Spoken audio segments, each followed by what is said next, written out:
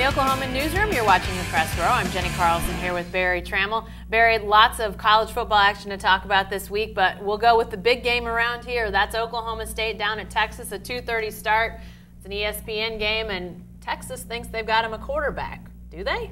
Well, I don't know. They've thought that before in the last 5 years. Garrett Gilbert, Tyrone Swoops. David How many Ash. times have we heard this? Yeah. I mean, Jared Hurd certainly looked good against California, no doubt about it. Set a Texas total offense single game record.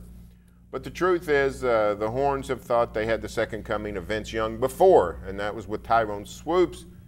He didn't really pan out. Was beaten out this season by Jared Hurd. So I think all Big 12 eyes are going to be on this game because it's not just Oklahoma State, but all the Big 12 teams are wanting to find out if Texas has sort of come into its own at quarterback, because that's what's in large part been holding the Horns down. They've had 5 years of mediocre quarterbacking, and if they could go another 5, the other Big 12 teams will be just fine with that. So, cartwheels down 6th Street. If this guy can, if he can do to OSU what he did to Cal, well, then all bets are off. Yeah, I'll be surprised if that happens, Barry. Frankly, I mean, I know that OSU has played 3 very mediocre to slightly less mediocre teams. I guess Central Michigan probably rises a little bit above mediocre, but not great tests in the non-conference. So just how good this team is really yet to be determined.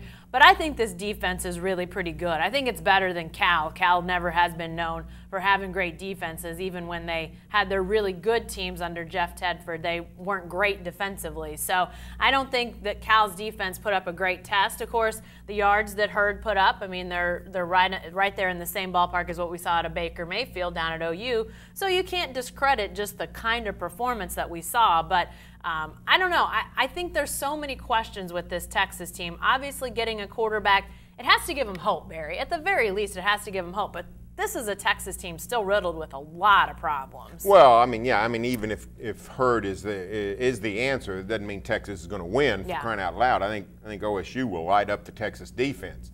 So I'm pretty confident the Cowboys are going to win this game, no matter what we see out of Jared Hurd.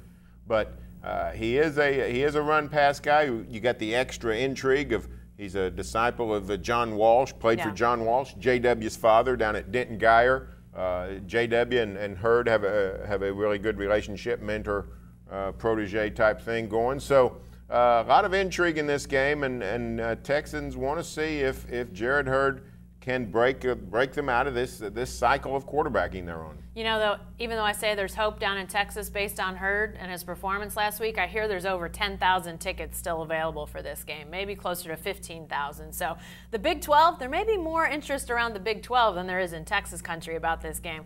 Still don't think Longhorn fans are turning out in great numbers.